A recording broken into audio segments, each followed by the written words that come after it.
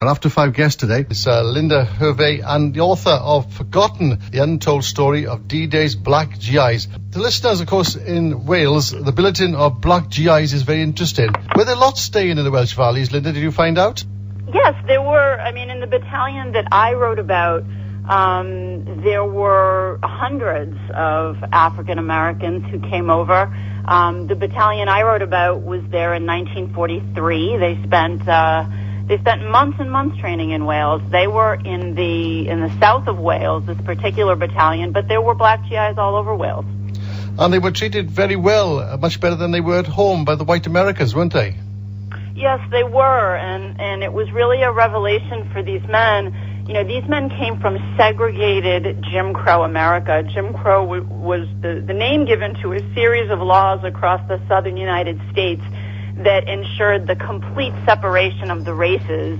These men trained in the Deep South, where the Army camps were located, and they were treated terribly in the South. They were relegated to, they had their own buses, their own train cars. They weren't allowed to go into restaurants, even restaurants where German and Italian prisoners of war who were interned in America during the war, even where these prisoners of war could go. And so when they arrived in the villages of Wales, it was really a revelation. The Welsh took them in. They made lasting friendships with a lot of people there. And my book tells the story of one particular friendship that endured over the decades between the Pryor family in Wales and a GI and his mother in Atlantic City. Yeah, the battalion you speak was the 320 Barrage Balloon Battalion, which was billeted in Abersycon near Pontypool. The member Wilson Monk is billeted in the basement of the Trinity Methodist Church. That's right, and it's very interesting. The BBC was filming for a special that's airing right now called Black and British, and the segment on Wales and the black GIs in Wales, and they had a ceremony at this church, Trinity Methodist in Abersycon, and the family of the Pryors that took in this black GI, who just passed away a few years ago, we lost him. They were there, and it was very emotional for all of us to speak of him and speak of the Pryors in Wales and all of the time that they spent together. It was really, really lovely. They even cooked the occasional meal for him as well, didn't they? Yeah, exactly. And, you know, the message that these men were given who were, you know, discriminated against in their own country while being asked to fight for democracy and freedom abroad, the message that they got was that race hatred was not a natural state of affairs. I mean, they were treated as Americans, as visitors, as treasured guests in Wales. And, you know, when these men came home, it changed their view on what could be. You know, they were not accepting discrimination anymore. And it was these types of experiences in Wales, also in England, also in Scotland and Northern Ireland, that really helped feed the American civil rights movement that would really rock the country in the coming decades. The Welsh people hadn't actually seen a black man close up, had they? So there was something new to them, something unique as well, wasn't it? Exactly. When the Americans came, and you can imagine 800 Americans, all African Americans coming off train cars, arriving in Pontypool and Newport and some of these other places in Wales, it was quite surprising to people who had never seen people of color before. And how did they react? They reacted, you know, wonderfully, you know, inviting these men into their homes. You know, some of these men told me, you know, we had never been invited into a white person's home before, and we were stunned and shocked when the Welsh invited us in. And, you know, also remember, this was a time of extreme rationing during wartime. There wasn't a lot to share. And yet the people across Wales were so very generous and wonderful to these soldiers. And, you know, a lot of people, you know, if you ask your grandmom and your grandfather, I mean, a lot of these people remember the black GIs. They made such an impression. I was very struck by that. And this friendship with Wilson Monk kind of started because Mr. Pryor was the organist, wasn't he, in the church? Yeah, so Jeffrey Pryor was the organist. And the local milkman as well, Linda. Yeah, he was the village milkman. And, you know, when I tell this story, I've been speaking about this book for months now. I'm currently on a book tour in the U.S. People always laugh when I mention that, you know, Jeffrey Pryor was the organist and the village milkman. And he was just a lovely man. And when Wilson Monk said to him, you know, could we, some of us, attend services here on Sunday, Jeffrey Pryor said, well, of course you could, not understanding that in America these men never would have set foot in a white church. That was a realm completely separated, even in the northern U.S. that was not under Jim Crow laws. And so it's interesting because Jeffrey Pryor introduced Wilson Monk and his friends to his wonderful wife, Jessie. And Jessie did not worship at Trinity Methodist. She worshiped up the street at Nodfa Baptist, which is not even a quarter mile up the high street in Abersucken.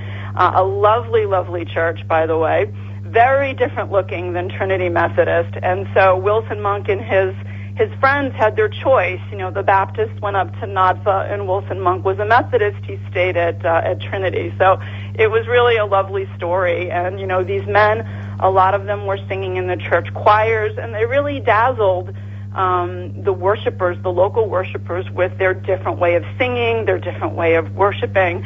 And it's just really a lovely story. And, of course, the friendship continued up until the present day, as you said. And right. And also, of course, Mrs. Pryor wrote a letter to Mrs. Monk as well, didn't she, saying how wonderful her son was? Right, so there was a lovely correspondence that took place between Jessie Pryor and Abersucken from her house on Old Lane to Rosita Monk in Atlantic City, New Jersey. And I quote some of these letters in the book. In fact, I lead the Britain chapter, which is called A Taste of Freedom, with Jessie Pryor's letter. Because for people who've read about all the hatred and the discrimination and the bad treatment toward these African Americans, to read Jessie Pryor's letter is this gift, it's this huge relief. And when it was read at the BBC ceremony in Abersucken, I mean, people were teary, because especially Jessie's granddaughter, Cheryl Morgan, who read the letter, she barely got through it. But it's just a lovely letter, and it just shows, you know, Jessie Pryor writes, mother to mother, just shares this common ground with Rosita Monk.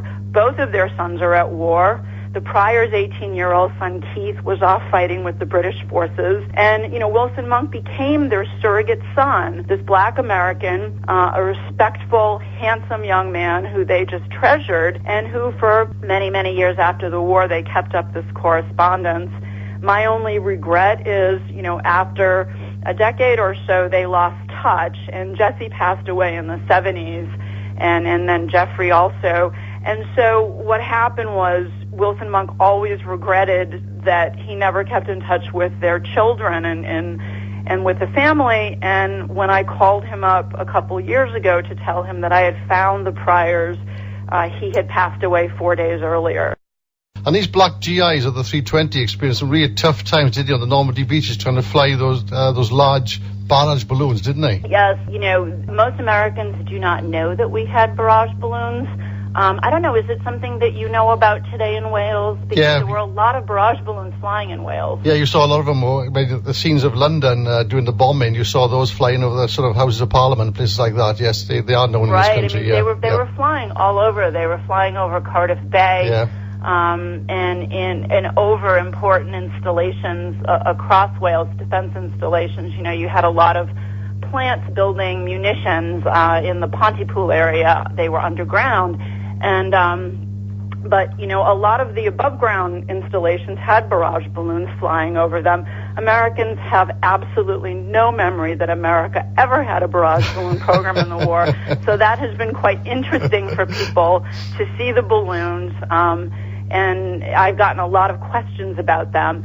And just as a short version of the story, because the barrage balloons were doing so well in Britain, I mean, they could not protect against the London Blitz. That was too big an area, but they could protect individual plants that were building weapons and such things. And my book tells the story of some of these success stories.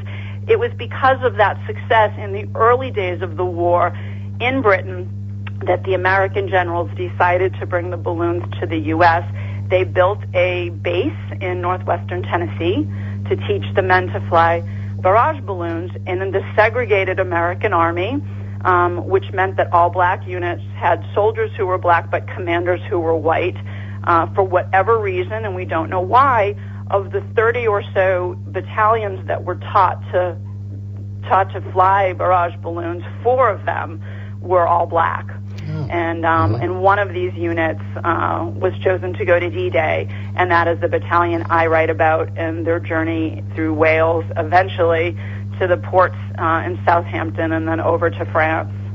Well, Linda, it's a fascinating book, real historical detail in there. Yeah, well, thank you so much for talking about the book. I really appreciate it, and I'm very much looking forward to arriving in Wales. Thanks for being my After Five guest today. That's the book Forgotten by Linda Hervieux. All of the information is on my website. It's www.lindahervieux, HERVIEUX.com, and under events you can see all the places I've been and all the places I'm going. Thanks very much indeed. Thank you, Linda. Thanks for joining us this afternoon. Thank you. Thank you, Wynn. Bye-bye now.